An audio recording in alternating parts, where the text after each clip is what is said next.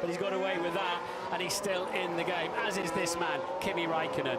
Still Hulkenberg ahead of Sainz, Ocon ahead of Magnussen, and Perez in the points as well. Great scrap going on there, but it's been a brilliant scrap today by Kimi Räikkönen, Max Verstappen, Lewis Hamilton, Sebastian Vettel, Valtteri Bottas. They have put up a brilliant US Grand Prix here. And Kimi Räikkönen, who started on the front row and who arguably had his best chance in a long, long while of winning a race, is going to see now, for the first time in 113 races, the checkered flag for him as a winner. Kimi Räikkönen wins the US Grand Prix and breaks the record for the longest gap between race wins. It is victory for Ferrari, it is victory for Kimi, and the strategy they got bang on this afternoon.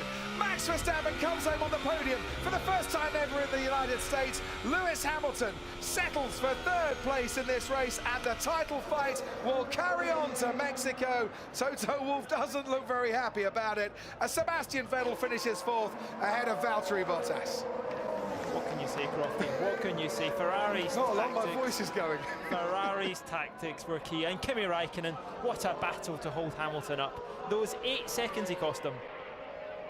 Grande Kimi, grande Kimi. Well done, my friend. Thank you. Finally, thank you, guys. Grande Kimi, grande, grande.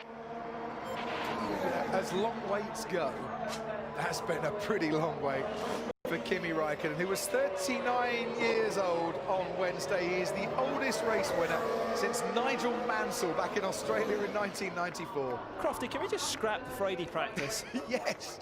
Because that's the races it gives you. Max Verstappen starting P18, finishing second. Where would Danny Rick have finished if he'd been up there? Well, this How is much further up the road he would have been?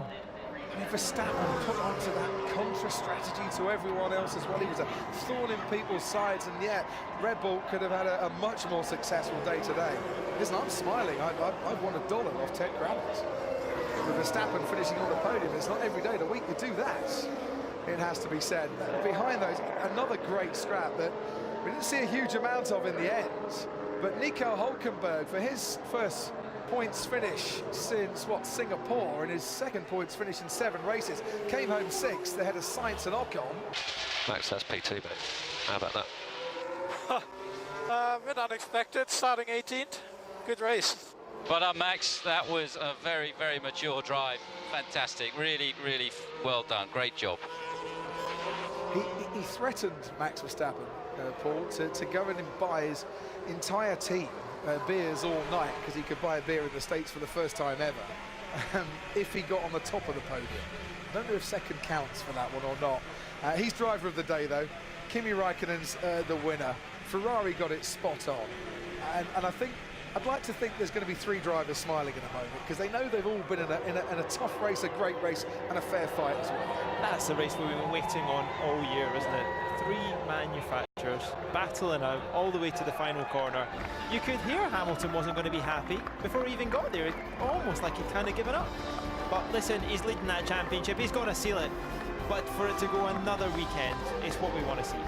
Well, he couldn't quite get past Max Verstappen to take that second place in the end.